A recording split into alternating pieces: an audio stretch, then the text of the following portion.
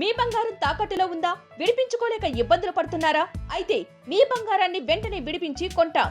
Ganesh gold. మీరు సంప్రదించాల్సిన phone నంబర్లు 9160-266-916, 8712619507.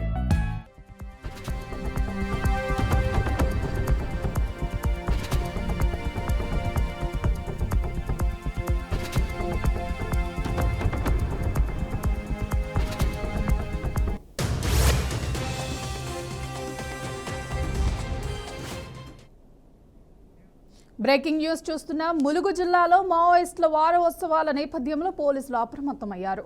Agency ప్రాంతాల్లో ప్రతి వాహనాన్ని క్షుణ్ణంగా తనిఖీ చేస్తున్నారు. ఈ నెల 28 నుండి ఆగస్టు 3 వరకు జరగనున్న మావోయిస్టుల వారోత్సవాల నేపథ్యంలో వెంకటాపురం శివారులోని ప్రధాన రహదారిపై పోలీసులు వాహన తనిఖీలు నిర్వహించారు. ఈ తనిఖీల్లో ఎస్ఐ తిరుపతిరావు, ప్రోబనేషనరీ ఎస్ఐలు సాయికృష్ణ, తిరుపతి రెడ్డి, సివిల్, సిఆర్పీఎఫ్ సిబ్బంది పాల్గొన్నారు. అనుమానాస్పద వ్యక్తులు వాహనాలపై నిశితంగా తనిఖీలు చేస్తూ ఏదైనా అవాంఛనీయ ఘటనలు జరగకుండా ముందస్తు చర్యలు తీసుకుంటున్నట్లు పోలీసులు తెలిపారు.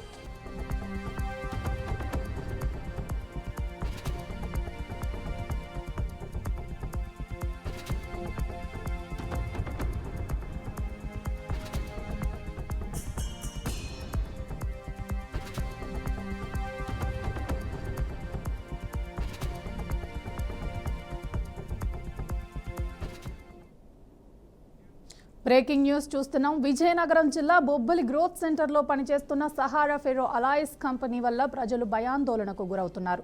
ఈ కంపెనీ నుంచి వెలువడుతున్న విషపూరిత వాయువులు పరిసర ప్రాంతాల వాతావరణాన్ని దెబ్బతీస్తున్నాయి.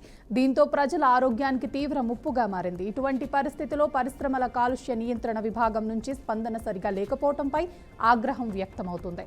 Pollution control executive engineer Saritha స్పందిస్తూ అధికారికంగా పరిశీలన జరిపాం. కంపెనీ తగిన జాగ్రత్తలు తీసుకుంటుందని చెప్పడం ప్రజల ఆందోళనకు నిదర్శనంగా మారింది. అయితే ప్రజలు దీనిని నిమ్మకు నీరెత్తినట్టు సమాధానంగా అభివర్ణించారు. ప్రాంతీయులు ఈ సమస్యకు జిల్లా కలెక్టర్ దృష్టికి తీసుకువెళ్లాలని, మానవ హక్కుల సంఘాలకు ఫిర్యాదు చేయాలన్నారు. దీనిపై మరింత సమాచారం మా ప్రతినిధి భార్గవ్ అందిస్తారు. భార్గవ్, చెప్పండి. శ్రేయ, ఏదైతే విజయనగరం జిల్లా బొబ్బిలి గ్రోత్ సెంటర్ పరిధిలో ఉన్న చాలా వరకు ప్రతి ఒక్క ఇండస్ట్రీ కూడా కాలుష్య రహితంగా మారిందని ఒక నిదర్శనం మనం చెప్పుకోవచ్చు. అయితే తాజాగా ఏదైతే అక్కడున్న సహారా ఫెరో అలాయిస్ అనే ఒక కంపెనీకి సంబంధించి అక్కడున్న పొల్యూషన్ ఏ రేట్లో వస్తుంది అనేది మనం చూడగలుగుతున్నాం. అక్కడ విజువల్స్ లో పూర్తిగా అక్కడ కాలుష్యం అనేది చాలా ప్రమాదకరంగా వస్తున్న పరిస్థితి. అంతేకాకుండా అది ఒక కెమికల్స్ తో కూడిన కాలుష్యంగా కొంతవరకు అనుమానాలు కూడా ఉన్నాయని చెప్పి అక్కడున్న చుట్టుపక్కల గ్రామ ప్రజలందరూ కూడా ఆందోళన చెందుతున్న పరిస్థితి. అయితే అక్కడ చుట్టుపక్కల ఉన్న ప్రజలకు ఇప్పటికే కాలుష్య రహితంగా పూర్తిగా అక్కడ ఎప్పటికప్పుడు ఎన్నో రకాల అనారోగ్యాలు కూడా ఈ కాలుష్యం వల్ల వస్తున్నాయని చెప్పి ఎన్నో రకాల ఆందోళనలు కూడా ఇప్పటికే ఎన్నోసార్లు చేపట్టిన పరిస్థితి కనబడి. అయితే తాజాగా ఏదైతే ఈ సహారా ఫెరో అలాయిస్ కి సంబంధించి అక్కడున్న పరిసర గ్రామాల్లో ఉన్న ప్రజలంతా కూడా పూర్తిగా ఆందోళన చెందుతూ ఖచ్చితంగా ఇలాంటి వాటిపైన చర్యలు తీసుకోవాలని ఏదైతే పొల్యూషన్ బోర్డుకు సంబంధించి ఉన్న అక్కడున్న విజయనగరం జిల్లాలో జిల్లా కేంద్రంగా ఉన్న అక్కడున్న ఈ ఎవరైతే ఉంటారో పొల్యూషన్ బోర్డుకు సంబంధించి సరిత అనే ఆవిడ కూడా ఇప్పటికే కొంతవరకు ఫిర్యాదు చేయాలని అనుకున్నప్పటికీ కూడా ఆవిడ కనీసం ఫోన్ కూడా స్పందించట్లేదు. అయితే దీనికి సంబంధించి ఖచ్చితంగా హ్యూమన్ రైట్స్ ఏదైతే మానవ హక్కుల సంఘాలకు కావచ్చు లేదా పొల్యూషన్ బోర్డు కావచ్చు ఖచ్చితంగా వీటిపైన ఇలాంటి ఫెరో అలాయిస్ కంపెనీ పైన ఖచ్చితంగా చర్యలు తీసుకోవాల్సిన అవసరం ఉంది. తీసుకొని ఇలాంటి పొల్యూషన్ ఏదైతే ఉందో వాటి వల్ల వచ్చే విషవాయువుల నుంచి వచ్చే జబ్బులకు సంబంధించి అక్కడున్న ప్రజలు ఎవరైతే ఎఫెక్ట్ అవుతున్నారో వారందరినీ కూడా కాపాడాల్సిన అవసరం అంతేనా ఉందని చెప్పి అక్కడున్న ప్రజలందరూ కూడా ఆందోళన చెందుతున్న పరిస్థితి కనబడుతుంది. Thank you Bhargav. భద్రాద్రి కొత్తగూడెం జిల్లా పాల్వంచలోని కస్తూరిబా గాంధీ బాలికల విద్యాలయంను జిల్లా కలెక్టర్ జితేష్ వి పాటిల్ సందర్శించారు. పాఠశాలలో జరుగుతున్న విద్యా ప్రణాళికలను, మౌలిక వసతులను పరిస్థితి కలెక్టర్ పరిశీలించారు. ఇటీవల జిల్లాలో విద్యాశాఖ కార్యదర్శి విస్తృత పర్యటన చేపట్టిన విషయాన్ని వివరించారు. ఎర్త్ సైన్సెస్ యూనివర్సిటీని మంత్రులు, ఎమ్మెల్యేలు, ఉన్నతాధికారులతో కలిసి సందర్శించారని, నూతన కోర్సుల ఏర్పాటుపై చర్చించామని ఆయన తెలిపారు.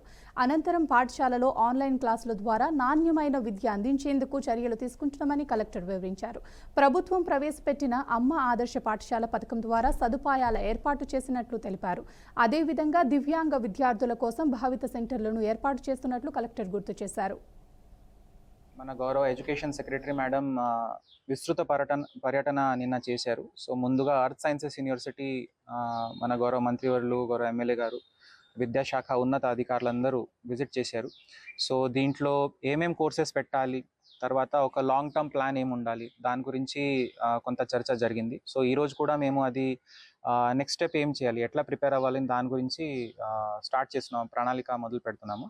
అదేవిధంగా మనకి స్కూల్స్లో అయితే కేజీబీవీలో ఆన్లైన్ క్లాసెస్ ద్వారా పిల్లలకి మంచి ఒక విద్య అందించే ఒక ప్రయత్నం నడుస్తుంది. సో వాళ్ళందరికీ లాగిన్స్ క్రియేట్ చేసుకొని కంప్యూటర్ ద్వారా మంచి బోధన ఇచ్చే ఒక ఉద్దేశంతో అది నడుస్తుంది. సో మాకు కూడా కొన్ని ఇష్యూస్ దృష్టిలో వచ్చినాయి. అంటే ఇంటర్నెట్ కనెక్షన్ లేదా కంప్యూటర్స్ సరిగా దానికి అరేంజ్ చేసుకోవడం, తర్వాత వాళ్ళందరికీ దాని గురించి ట్రైనింగ్ ముఖ్యంగా, ఎందుకంటే పిల్లలకి ట్రైనింగ్ ఇస్తేనే వాళ్ళు బరాబర్గా అది వాడుకుంటారు. మన గౌరవ ఎడ్యుకేషన్ సెక్రటరీ మేడం విస్తృత పర్యటన నిన్న చేశారు. సో ముందుగా అర్త్ సైన్సెస్ యూనివర్సిటీ మన గౌరవ మంత్రివర్యులు, గౌరవ ఎమ్మెల్యే గారు, విద్యాశాఖ ఉన్నత అధికారులందరూ విజిట్ చేశారు. ఖమ్మం జిల్లాలో మంత్రి తుమ్మల నాగేశ్వరరావు పర్యటించారు. ప్రకాష్ బ్రిడ్జ్ వద్ద మున్నేరు వాగు వరద నీటి పరిస్థితిని మంత్రి ప్రత్యక్షంగా పరిశీలించారు. గత 2 రోజులుగా ఎడతెరిపి లేకుండా కురుస్తున్న వర్షాల కారణంగా ఎగువ ప్రాంతాల్లో వరద నీటి ప్రవాహం వస్తుందని, దీనిపై అంచనా వేసి తగిన చర్యలు తీసుకోవాలని అధికారులకు సూచించారు.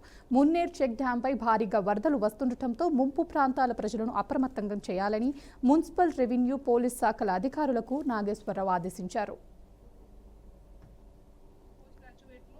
దోస్త్ క్రింద ఇక్కడ అడ్మిషన్స్ మొదలవుతాయి. వచ్చిన ఒక 5-6 ఇయర్స్ లో ఖచ్చితంగా ఒక పర్స్పెక్టివ్ ప్లాన్ పెట్టి ఇక్కడ ఏమేమి ఇతర కోర్సెస్ కూడా ఇక్కడ వీలుంటే అది కూడా వేస్తాం సార్. మంచిది అంటే ఈ సార్ చెప్పినట్టు మన ప్రపంచంలో కూడా డెడికేటెడ్ ఎర్త్ సైన్స్ యూనివర్సిటీ లేదు. సో ఆ dedicated earth science university Telangana రావడానికి చాలా ఒక హ్యాపీ న్యూస్ అని చెప్పి అందరు పిల్లలు కానీ ఇక్కడ ఉన్న లోకల్స్ ప్రపంచం. మేడ్చల్ జిల్లా మాజీ మంత్రి మల్లారెడ్డి కుటుంబ ఇళ్లపై ఐటీ అధికారులు సోదాలు నిర్వహిస్తున్నారన్న విషయం అవాస్తవమని మల్లారెడ్డి విశ్వవిద్యాలయం వైఎస్ చైర్మన్ ప్రీతిరెడ్డి స్పష్టం చేశారు. 2022లో Kaloji Narayana Rao health university PG సీట్ల విషయంలో మల్లారెడ్డి మెడికల్ కాలేజీపై వేసిన కేసులో వరంగల్ పోలీసులు విచారణకు భాగంగా నోటీసులు ఇచ్చేందుకు వచ్చారని తెలిపారు. పోలీసులు వచ్చిన వెంటనే కొన్ని వర్గాల్లో ఐటీ అధికారులు దాడిగా తప్పుడు ప్రచారం జరిగిందని అన్నారు. మల్లారెడ్డి కాలేజీలో అడ్మిషన్లు పూర్తిగా నిబంధనల ప్రకారమే జరుగుతున్నాయని, ఎలాంటి అవకతవకలు జరగకుండా జాగ్రత్తలు తీసుకుంటున్నామని ప్రీతిరెడ్డి వివరించారు. ఐటీ కానీ ఈడీ రేడు అట్లాంటి ఏం జరగలేదు. ఒకవేళ జరిగినుంటే నేను ఇట్లా మీ ముంగట కూర్చోదింది కాదు, మీరందరూ కూడా లోపల అలౌడ్ లేకపోతుంటే. అట్లా ఏం లేదు. జస్ట్ వరంగల్ పోలీస్ వాళ్ళు అప్పుడు ఈడీకి సంబంధించిన అప్పుడు వాళ్ళు local state government Kaloji Rao university వాళ్ళు అప్పుడు కేసు వేసి ఉంటే పీజీ సీట్స్ కోసం వాళ్ళు మన పోలీస్ స్టేషన్లో కేసు వేస్తే వాళ్ళు వెరిఫికేషన్ కోసం వచ్చారు. అంతే కనుక వాళ్ళు ఇది ఈడీ రేడ్ కాదు, ఐటీ రేడ్ కాదు, ఈడీకి సంబంధించిన వెరిఫికేషన్. అది మన స్టేట్ గవర్నమెంట్ మన Kaloji university health sciences university పరంగా అప్పటి వరంగల్ నుంచి వచ్చి వాళ్ళు ఇక్కడ వచ్చి వెరిఫికేషన్ చేయడానికి వచ్చారు అంతే. అండ్ అపియరెన్స్ నోటీస్ కూడా వేయడానికి వచ్చారు. ఏం అడగలే. భద్రారెడ్డి సార్ ఉన్నారా అని అడిగారు. సార్ ఢిల్లీలో ఉన్నారు, నేను ఉన్నాను. సో సరే అమ్మ మీరు పిలిచిన అపియరెన్స్కి మీరు రావాలి, మీరు కానీ భద్రారెడ్డి గారు రావాలి, వరంగల్కి రావాలంటే సరే సార్ వస్తామని చెప్పినాం. ఇంకా వాళ్ళ డాక్యుమెంటేషన్స్ ఏమేమి ఉన్నాయో అవి అంతా క్లియర్ చేసుకుని వెళ్ళిపోయాం. ఎప్పుడు డిసైడ్ అవుతుంది. మాకు అడ్వకేట్ ఉన్నారు కదా, లీగల్ ఉన్నారు కదా. ఇప్పుడు డేట్ నేను ఇట్లా చెప్పలేను కదా, అది మనం కూడా ప్రిపేర్ అయిపోవాలి. దానికి అదేం రేడ్ కింద రాదు, అది వెరిఫికేషన్. ఇప్పుడు మన పోలీస్ కంప్లైంట్ వెరిఫికేషన్కి వస్తారు కదా, అట్లా వచ్చినట్టు. కానీ వాళ్ళు మొగ్గులు వచ్చేసరికి అందరు